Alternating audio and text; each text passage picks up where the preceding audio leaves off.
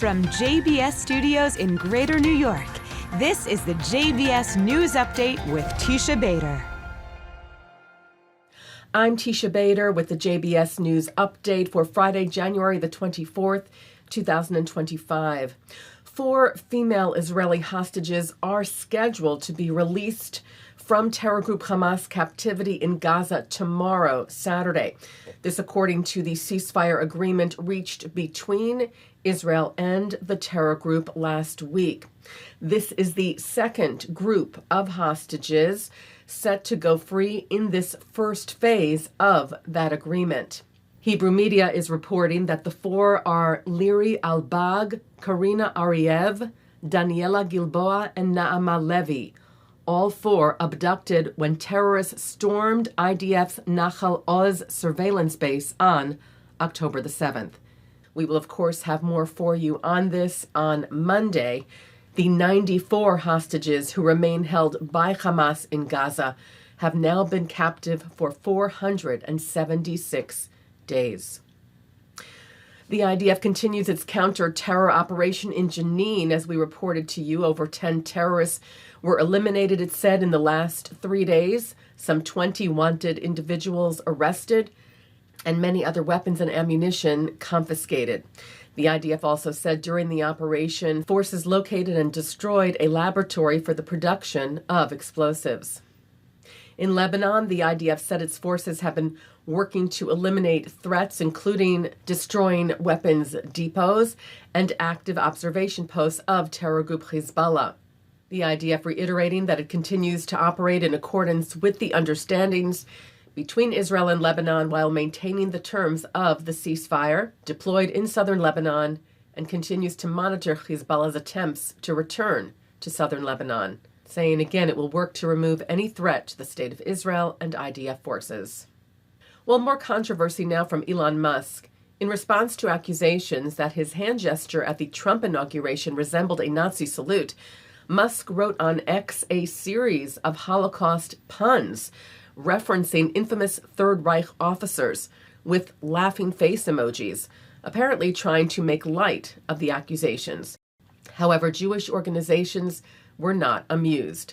The Anti-Defamation League wrote, making inappropriate and highly offensive jokes that trivialize the Holocaust only serve to minimize the evil and inhumanity of Nazi crimes, denigrate the suffering of both victims and survivors, and insult the memory of the 6 million Jews murdered in the Shoah. CEO Jonathan Greenblatt saying, "We've said it hundreds of times before, and we will say it again. The Holocaust was a singularly evil event, and it is inappropriate and offensive to make light of it. Elon Musk, the Holocaust is not a joke."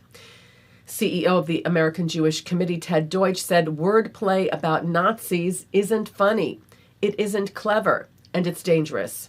Elon Musk, however you feel about the accusations being made against you, this is absolutely the wrong response. Nazi-themed jokes are offensive and harmful. Don't belittle the seriousness of the Holocaust. You give cover to those who seek to do the same.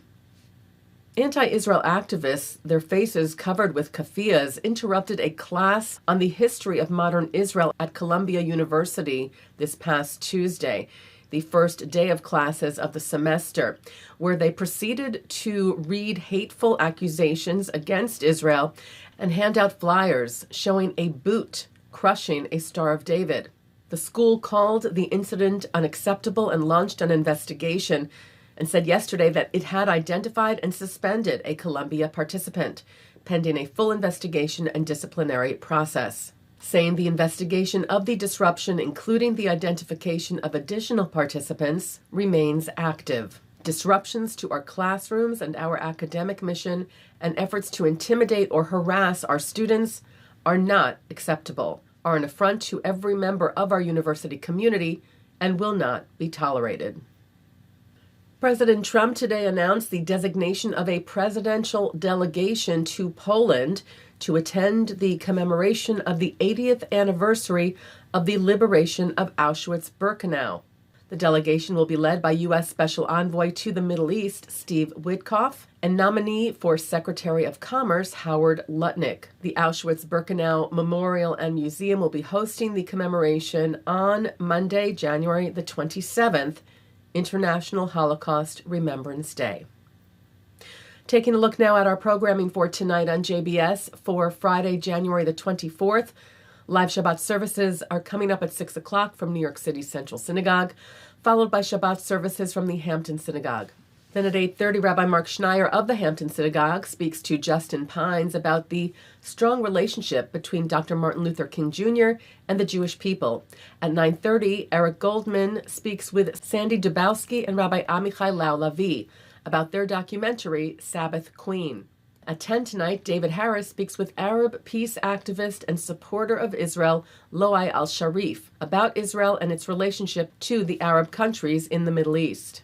At 10:30, a replay from the Hampton Synagogue, followed by a replay from Central, and coming up next, a look at this week's Torah Portion.